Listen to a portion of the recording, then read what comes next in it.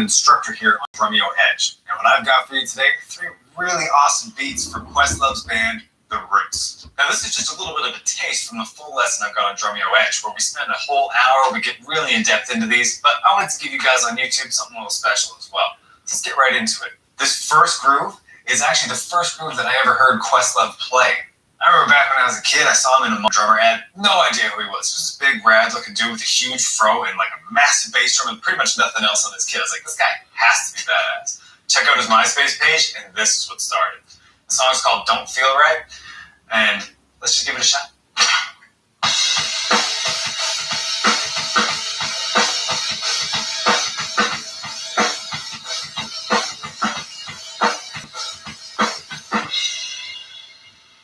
So one of the main challenges with playing a beat like this are getting both of those 16th note bass drum pairs to sound right.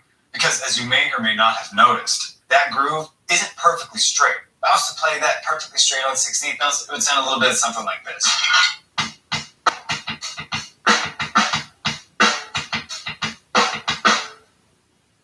Which, I mean, it's cool in its own way, but it's got the wrong kind of bounce for this track. So what we have to do, the first pairing of bass drums is a little bit wider than the second one, just because of the nature of how you swing notes. And when I say that, I'm saying our offbeat 16th notes, like one E and the E and those are the notes that we kind of adjust to either be right on money or a little bit late. You can kind of play with them wherever you want for different feels, but these ones happen to be late. Now with those 2 pairings of bass drums, with the first one, we have the second note being the late note. So it spaces out those 2 16th notes. However, on the second pair of 16th note bass drums, the first note is the one that's late. So then we have that pair of 16th note bass drums being a little bit closer together. Let me tighten the hi-hats up, go a little slower. I'll even play with the cross stick and just really focus on how the bass drum feels.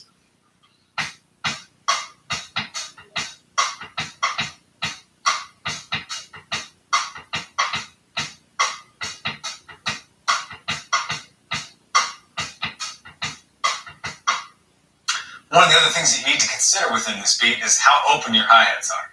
They're not all the way open, like,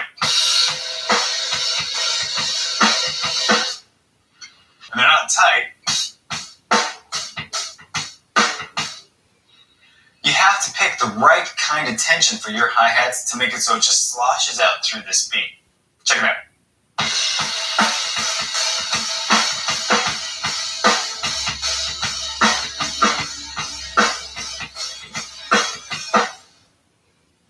He, of course, has a lot of embellishments that he plays throughout the song. This is the main idea of the pattern. Let's try it at 60 BPM with the metronome.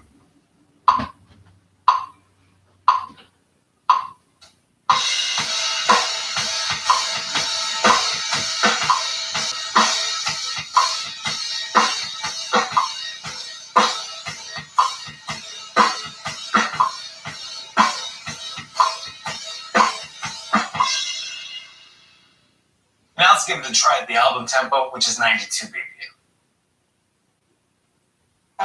With Rocksmith Plus, learning guitar doesn't have to be a chore. It has over 6,000 hits.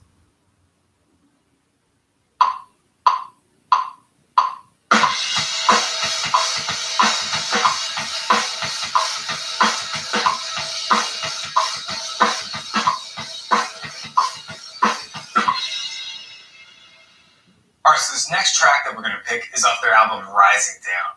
It's a really, really cool beat, and it's got a ton of space in it. However, the challenge that comes from this beat is playing your bass drum and snare drum offbeat 16th notes as late as they need to go. They are way beyond where the actual 16th note is. They're even beyond where a 16th note triplet is. It's just a super vibey, kind of just almost like falling into itself feel. Let me just show you what I'm talking about.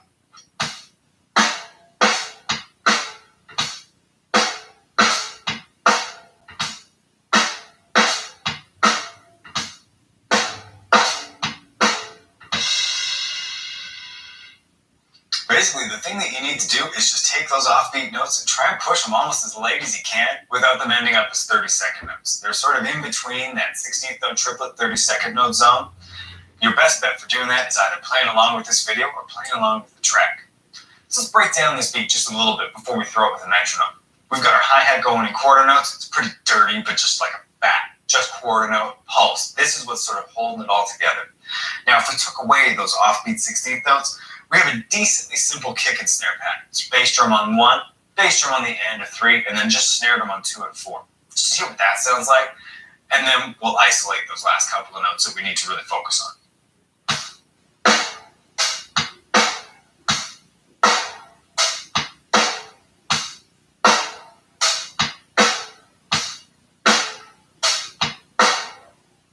So no matter what you do with those offbeat 16th notes in the transcription, that has to sound just like that while you're playing.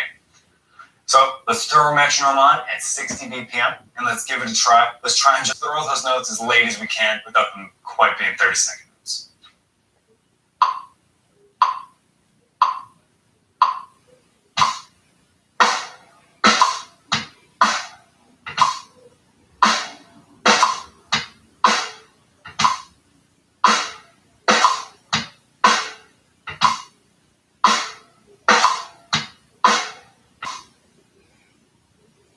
Now let's pick it up to the album tempo, which is 95 BPM.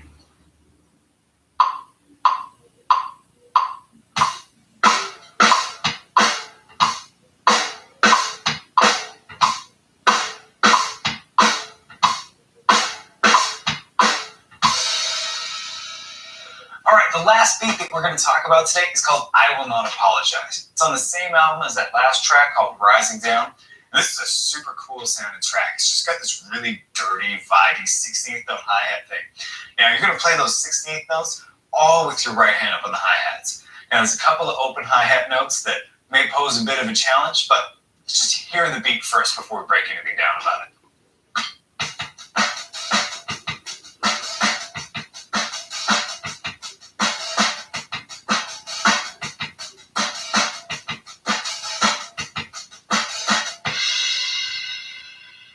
So let's break this pattern down before we put it all together.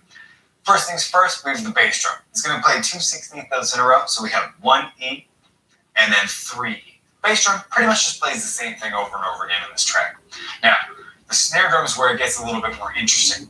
The first snare drum accent we have is a 16th note before where we would normally have it. It's on the of 1, so 1 E and and then our second accent being on the end.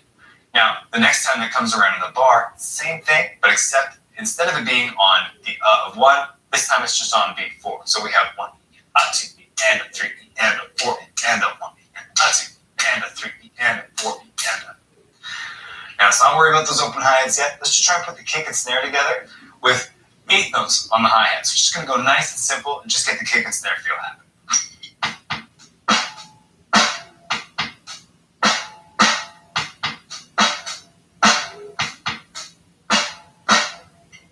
One thing you may have noticed is I wasn't doing rim shots, which is kind of unlike me when I'm doing these kind of beats. But for this one, it's going to be a nice light feel. So my bass drum, I'm trying to make it tight without too much volume. So I'm giving it a nice little just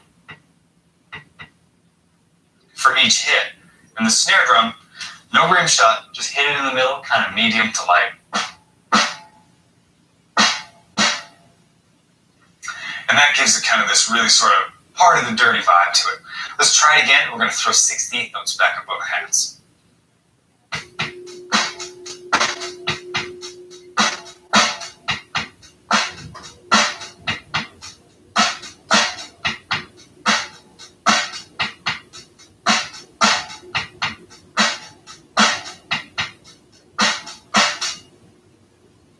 Now, the final piece of the puzzle before we put this all together is the open hi-hat.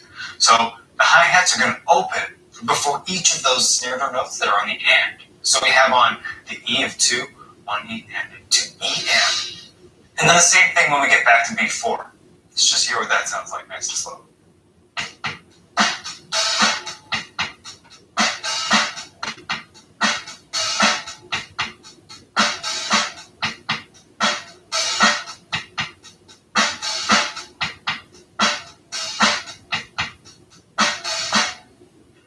All together, we have this really cool feel. Let's start with the metronome and give it a shot at 60 BPM.